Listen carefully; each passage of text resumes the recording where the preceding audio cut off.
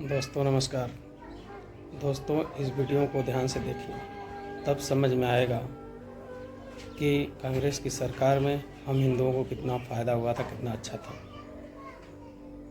जरूर देखिए। 50 में आया आर्टिकल 25। कांग्रेस 1950 में आर्टिकल 25 को लेकर आई, जिससे धर्म परिवर्तन को मान्यता दे दी गई। और सबसे ज्यादा किसका धर्म परिवर्तन हुआ ये सब जानते हैं, लेकिन ये तो सिर्फ शुरुआत थी। नेहरू 1950 में आर्टिकल 28 लेकर आए और हिंदुओं से धार्मिक शिक्षा का हक छीन लिया।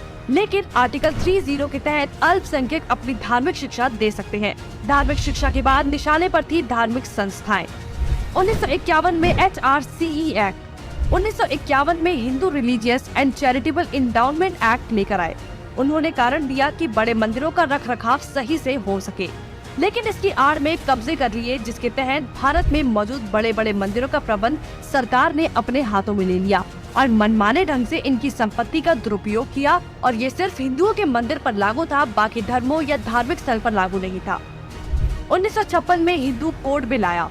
1956 में नेहरू सरकार हिंदू कोड बिल लेकर आई, लेकिन अल्पसंख्यकों के लिए इन्होंने पर्सनल लॉ बोर्ड को बिल्कुल हाथ नहीं लगाया। मतलब एक ही है, देश में एक जाति कद संविधान कानून से और दूसरी अपने धर्म के कानून के हिसाब से, और आज भी यूनिफॉर्म सिविल कोड से कतराते हैं। कांग्रेस ने लगाई आरक्षण की आग। कांग्रेस आरक्षण लेकर आई, जिससे हिंदुओं को बांटने का काम किया गया, जिससे सबसे बड़ा नुकसान हिंदुओं को हुआ। आरक्षण की देश में जरूरत थी, लेकिन मक्कार कांग्रेसी इस योजना को 10 साल लागू करने की बजाय इसे बढ़ाते चले गए और न ही इससे लोगों को सशक्त बना पाए, जबकि लोगों को इसकी लत लगा दी गई। इंदिरा का कार्यकाल। साल 1976 में इमरजेंसी के दौरान ही इंदिरा ने संविधान में सेक्युलर शब्द को जबरदस्ती घुसा दिया, जिसको लेकर संसद में कोई चर्चा तक नहीं हुई। मतलब कि हिंदू बहुसंख्यक होते हुए भी भारत हिंदू देश नहीं कहलाया जा सकता, जबकि आप हमारे आसपास देखेंगे तो सभी मजहबी देश हैं, लेकिन हिंदुओं के लिए कोई देश नहीं बचा। इसके बाद हिंदुओं के कानूनी अधिकार और इतिहास निशाने पर थे। 1991 में पूजा स्थल कानून। 1991 में कांग्रेस ने पूजा स्थल कानून बनाया, जो बेहद हिंदू विरोधी कानून था, क्योंकि इस कानून के तहत हिंदू, सिख और जैन मुगलों के कब्जे से मंदिरों को छुड़ाने के लिए लड़ाई ही नहीं लड़ सकते। उनके पास दलील सुनने का कोई कानूनी अधिकार ही नहीं छोड़ा गया। हमने लाखों मंदिर और उनका इतिहास खो दिया। 1992 माइनॉरिटी कमीशन एक्ट।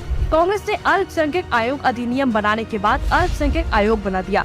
ऐसा करके कांग्रेस ने धर्म विशेष के लोगों को स्पेशल दर्जा तो दिया ही, हिंदुओं को बांट दिया, जिसके तहत सरकार की हर योजना का सबसे ज्यादा फायदा धर्म विशेष के लोगों को ही मिलता है, जिससे कांग्रेस ने सांप को भी मार दिया और लाठी को भी नहीं टूटने दिया।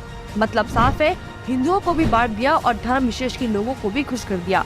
जब देश सेकुलर बना दिया तो मेजॉरिटी और माइनॉरिटी की जरूरत ही क्या थी। 1995 में वक्फ बोर्ड कानून। 1995 में वक्फ बोर्ड कानून बनाकर कांग्रेस ने एक और महापाप किया। वक्फ बोर्ड को असीमित शक्ति दे दी गई। आज स्थिति ये है कि वक्फ बोर्ड किसी भी संपत्ति पर दावा कर दे तो कोर्ट से भी कोई मदद नहीं मिलेगी। रेलवे और रक्षा के बाद संपत्ति के मामले में वक्फ बोर्ड देश में तीसरे स्थान पर पहुंच गया है। अब सिर्फ एक आखिरी बार बचा था, वो बार था राम सेतु एफिडेविट। राम सेतु एफिडेविट बनाया। हिंदुओं ने फिर 2004 में कांग्रेस को चुन लिया, तो कांग्रेस ने इसका इनाम देते हुए राम सेतु एफिडेविट बनाया और भगवान श्री राम के अस्तित्व को ही नकार दिया और काल्पनिक बताया। आस्था और धर्म पर वार करने के बाद अब कांग्रेस ने हिंदुओं को ही बदनाम करने का प्लान बना लिया। 2009 में हिंदू आतंकवादी घोषित। 2009 में फिर से हिंदुओं ने कांग्रेस को चुना, तो उसके बदले में कांग्रेस ने हिंदुओं को ही टेरर घोषित कर दिया।